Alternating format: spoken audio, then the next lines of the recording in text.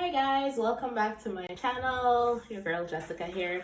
So last week we talked about applying to come to Canada as a student. I mentioned there are different ways to come to Canada and you can get more information on that on the IRCC website. So what to do prior to traveling.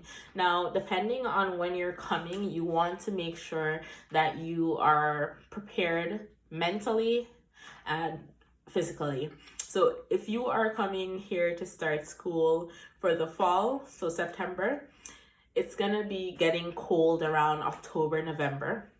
Especially depending on where in Canada you're going, it might start getting cold sooner. So you want to know that you have your winter clothing or you have money to buy winter clothes and fall clothes once you get here.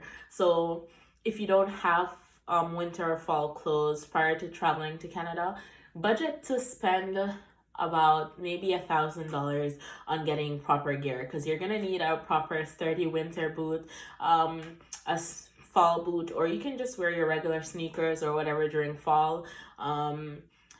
Depending how cold fall gets, having a nice little fall boot is okay, but it's not mandatory. So a winter boot is, because you need something for the snow.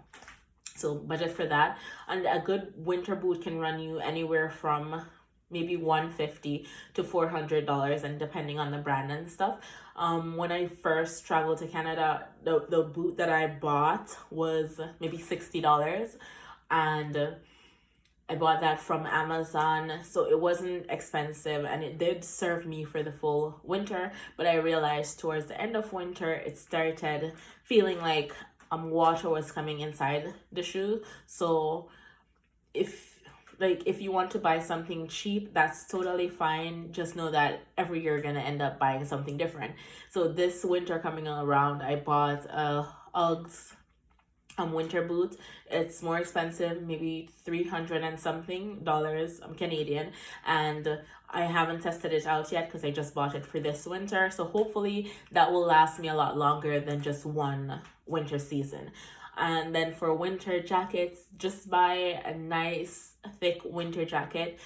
Depending on where you're gonna live. For me, I'm in Saskatchewan right now, so I heard it can get up to -50, which is super cold. So I am purchasing a new winter jacket for this winter season as well. And I've gotten good reviews on Amazon for that one. I do not remember which brand it is right now, but I can link it in the description if you want to check that out, because it's only $99 plus tax, so maybe $112.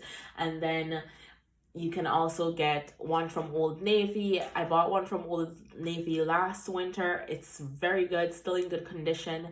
But because I was in Ontario, it was very warm for Ontario. I don't know if it's gonna be warm enough for Saskatoon, which is why I purchased another one to have in addition to the one I already have.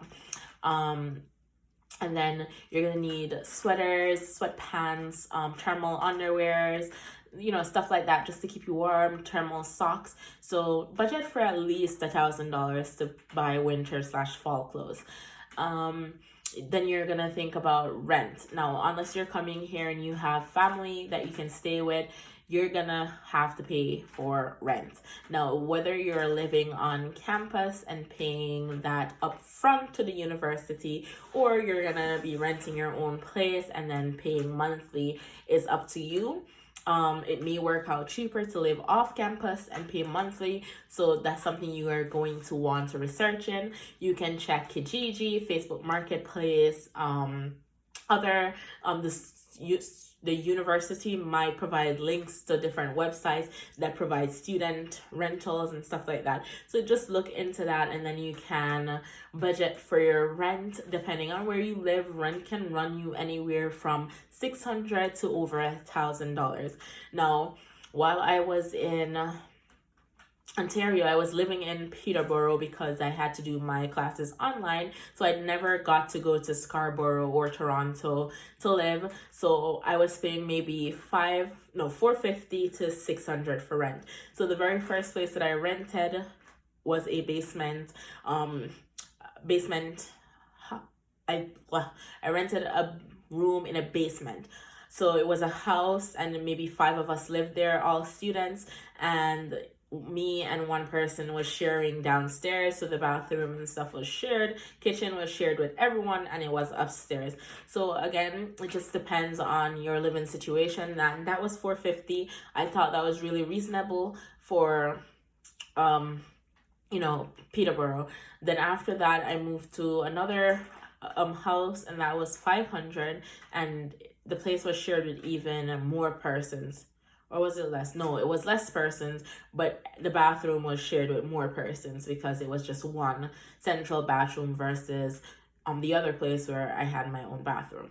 Then after that, I moved to a house with even more people. It was 6 of us, and they were mostly males, and that was 600. But why I had to move there was because I wanted AC during the summer, and the other apartment that I was living at, or house, because it's not an apartment, they did not want to provide me with AC. They were like, oh, it's not included in the rent, and the fan was just not working. I bought several fans for my room, and it was hot. So I was willing to pay more just to have the convenience of having AC. So the highest I ended up paying in Peterborough for rent was 600, but then I was sharing with a lot of people. So if you're in Scarborough or the Greater Toronto area, it might cost you a lot more, even for shared accommodations. So just prepare to spend anywhere from maybe $600 to $1,200 for an apartment. And again, it just depends on whether it's shared or not, and it could run you even more. So budget for that per month. And then think about your phone bill.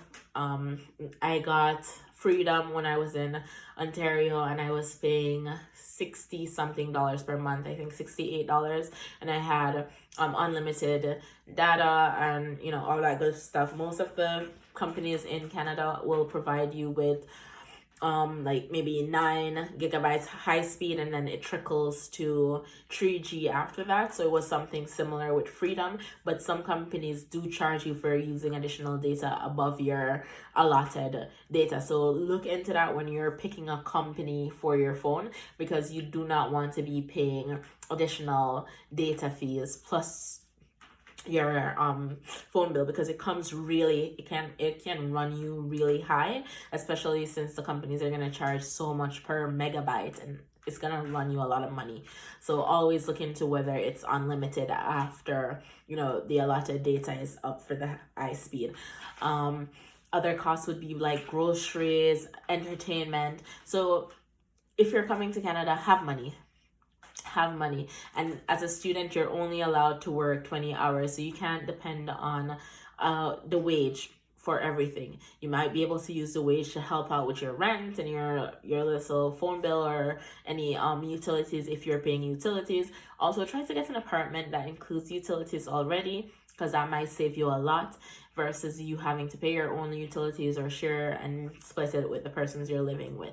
So always consider all of those when you're choosing somewhere to live, and budget for that. So if you're coming to Canada, it is very expensive. It's gonna cost you a lot of money, and not everyone will have it as easy as some others might have it. And I'm not gonna get into more details, but just have money. You're gonna need money for sure. What else would you be spending on? Yeah, that's basically what most of your money will be going towards. Of course, your tuition and books, because you might need to buy textbooks, whether online versions that you rent or buying the physical textbooks to do your classes. You're gonna need those.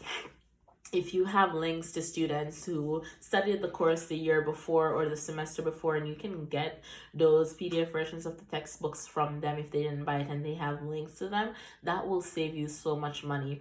Like when I just started Centennial, some students would share the textbooks with you prior to the school year starting, and then unless the lecturer changed the book or changed the version, then you wouldn't have to spend anything on books. Sometimes even if they change the version, you don't have to buy a textbook, because the information is going to be similar. Maybe just a few additional information is in the newer version, which you might not need. So you won't have to purchase a textbook for that. And yeah, entertainment, you may want to go out, you may want to go dining or clubbing or whatever you want to do additionally. You might want to budget for that.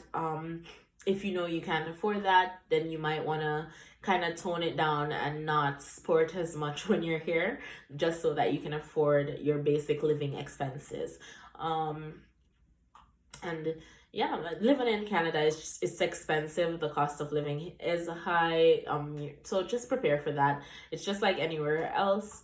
It's not gonna be all roses and sunshine. So prepare for the rainy days, okay? Um, and yeah, that's all I can tell you about once you're here as a student. Try to enjoy some of the clubs that they have on campus, co-curricular activities if you can.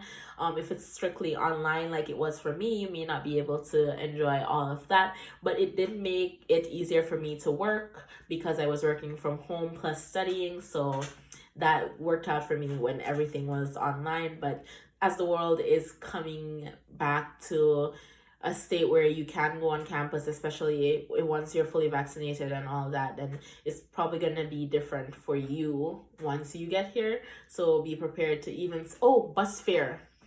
I didn't have to think about that because I was online, but you might need to budget for bus fare as well, and that could run you some pretty money, maybe 60 to 150 per month, or yeah, per month. So think about that as well. Depending on where you're living, it could be anywhere between that for bus fare. Yeah, if you have any questions, you know what to do. Comment them below, or you can go to my Instagram and direct message me, and I will try to get back to you as quickly as I can to answer those questions. Thank you for coming. Have a good one.